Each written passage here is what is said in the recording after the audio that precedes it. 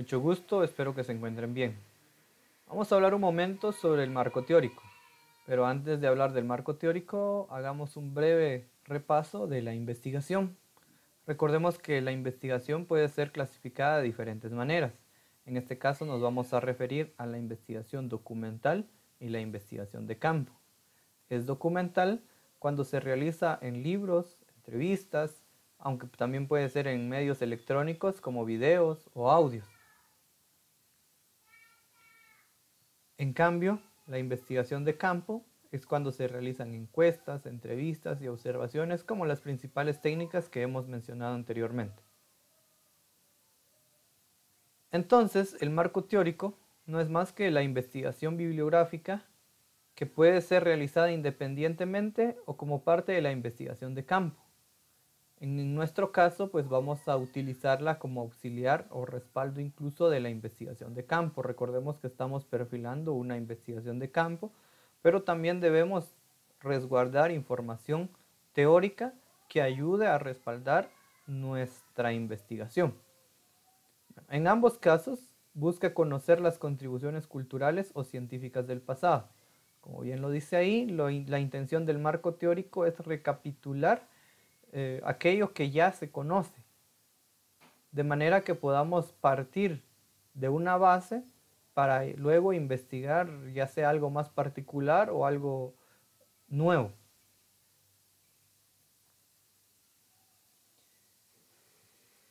El marco teórico tiene como funciones las siguientes. Primero, delimitar el área de investigación.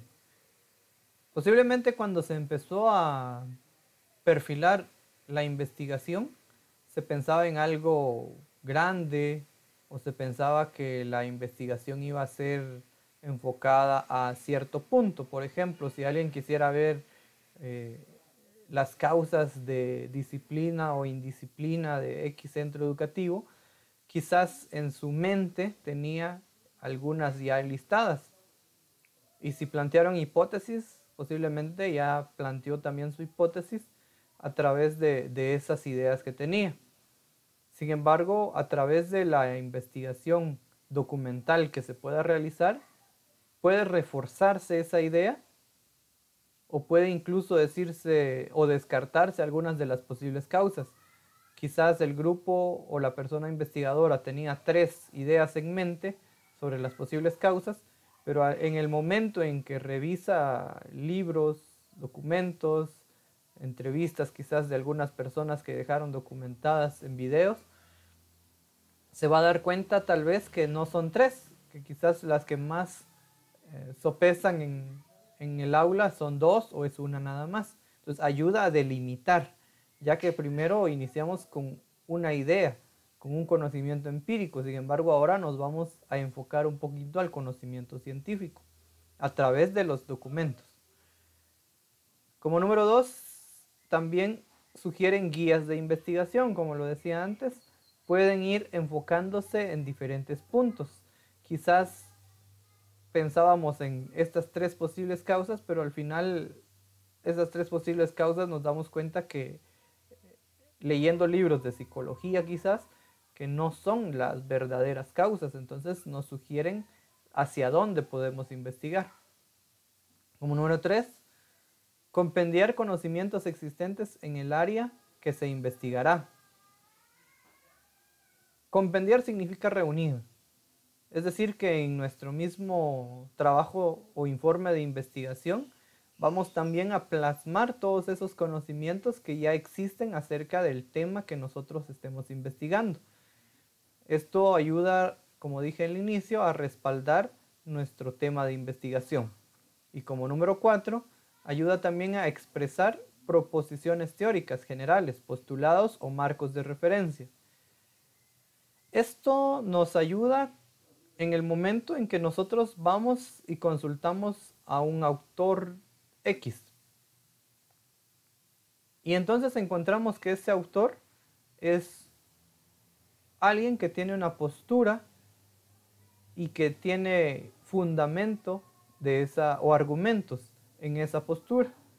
Luego vamos a un autor Y y buscamos documentación y nos vamos a dar cuenta que ese autor Y tiene otra postura diferente a la anterior y también tiene sus argumentos. La idea del marco teórico es que nosotros podamos consultar varios autores y luego ir viendo cuáles son sus fundamentos, cuáles son sus ideas y cuál es la postura de cada uno, para que posteriormente nosotros podamos apropiarnos de lo que dice y podamos analizar las posturas y argumentos de cada uno y al finalizar tengamos una propia postura.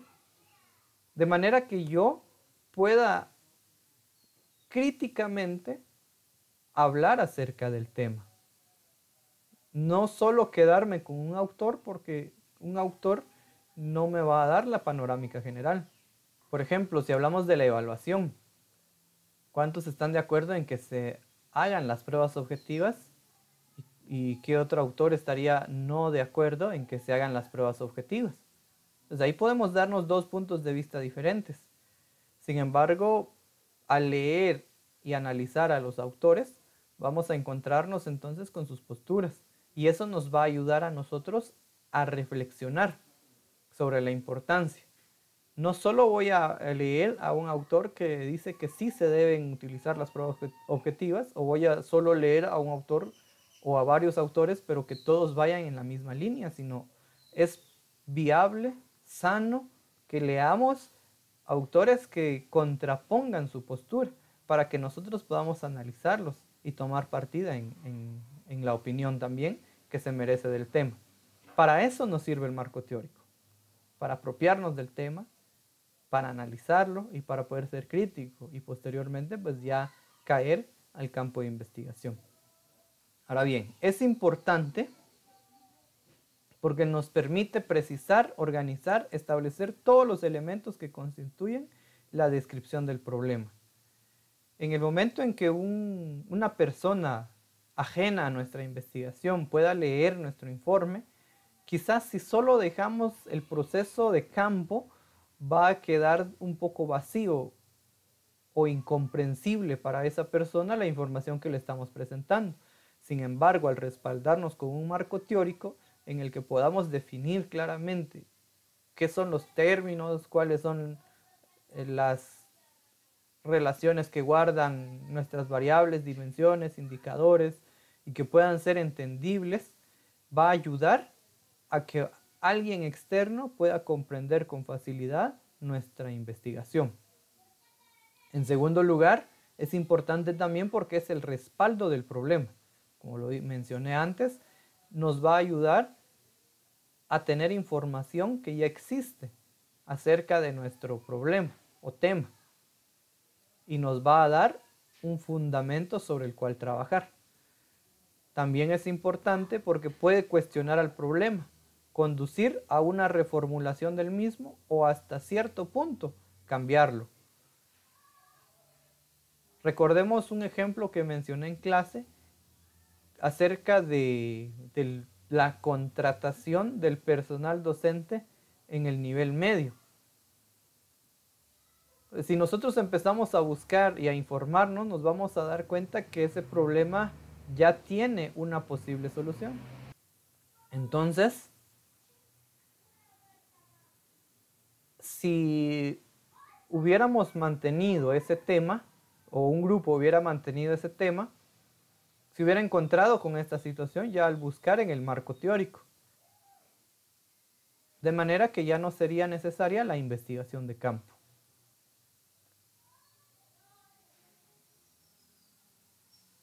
Muy bien. Una buena fundamentación se va a basar en diferentes fuentes. Sin embargo, nosotros ya en el informe de investigación vamos a nombrarle referencias. Recordemos que hay fuentes primarias y fuentes secundarias. Las fuentes primarias se refieren a aquellas que nos brindan información de primera mano. Puede ser, por ejemplo, el informe de la investigación que vayan a realizar. Esa es una fuente primaria porque ustedes están dando la información por primera vez. En cambio, las fuentes secundarias son aquellas que recolectan o analizan a partir de las fuentes primarias. Entonces tenemos que tener el sumo cuidado de identificar qué tipo de fuente es el que estamos consultando, si es fuente primaria o fuente secundaria. La recomendación que yo les haría es que busquemos en fuentes primarias. Las fuentes primarias pueden ser libros, revistas, publicaciones científicas, etc. Incluso también podemos mencionar las entrevistas como una fuente primaria, ya que se está extrayendo a partir de ahí la información. Sin embargo, podemos también distinguir otra clasificación, que pueden ser las fuentes impresas, como por ejemplo libros, revistas, periódicos, o pueden ser también fuentes digitales, por ejemplo los videos, grabaciones de audio, revistas electrónicas. Incluso podríamos incluir los libros electrónicos. Recordemos que hoy en día existe una gran cantidad de recursos digitales a través de la web.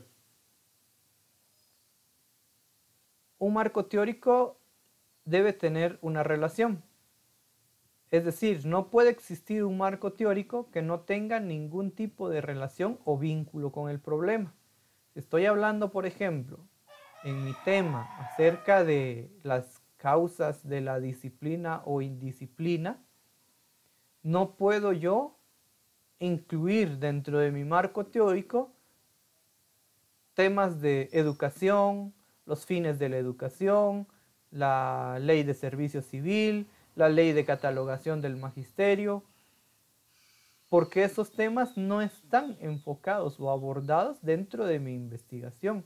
Nuevamente repito, la investigación documental va a respaldar la investigación de campo que vayamos a realizar. No es que sean dos cosas diferentes, más bien son dos cosas complementarias. Por lo mismo, debe haber una relación muy estrecha. No puedo incluir nuevos elementos que no haya considerado ya, tanto en mi tema, planteamiento del problema, mis objetivos. Por lo mismo es que, ¿cómo entonces identificamos la conexión? Bueno, pues lo más fácil es identificarla a través de las variables, las dimensiones y los indicadores que realizamos anteriormente en la operacionalización de las variables. De ahí nos vamos a basar para considerar cuáles son los elementos que debemos incluir en nuestro marco teórico. Posteriormente ya estaremos hablando de cómo es la redacción de las fuentes ya en nuestro informe final. Sin embargo, por hoy puedo concluir diciendo que todas nuestras fuentes las vayamos anotando porque esas nos van a servir para el informe. De donde vayamos extrayendo información, vayamos considerando necesario el tomar los datos de estos documentos, archivos, si estamos viendo un video de cuál es el link en el que se ubica, la fecha en que se está publicando, etc. De manera que podamos tener esa información a la mano. Además, quiero dar otra última recomendación en cuanto al marco teórico, en que el marco teórico no es ir a copiar y pegar información de diferentes sitios. Es decir, no solo voy a juntar información, como lo expliqué anteriormente, debo analizar esa información, debo apropiarme de esa información y posteriormente ya plasmarla en mi marco teórico, obviamente fundamentado en algunos autores. Sin embargo, si voy a utilizar una fundamentación que no es mía, no es idea propia, sino alguien más influyó en mí, debo acreditar esa fundamentación, es decir, debo incluir una cita, como se ha manejado dentro de otra clase que ya fue subida en la documentación para que puedan analizar también cómo es que se realizan las citas. Obviamente vamos a ahondar más posteriormente, pero para que lo tengan en cuenta es necesario que en el marco teórico se cite. De lo contrario estaremos cayendo en el plagio de la información, pues entonces estamos tomando ideas que no son nuestras y las vamos a anotar como que fueran nuestras. Espero yo que estas recomendaciones les ayuden y que desde ya puedan empezar a armar su marco teórico. Mucho gusto, que la pasen bien.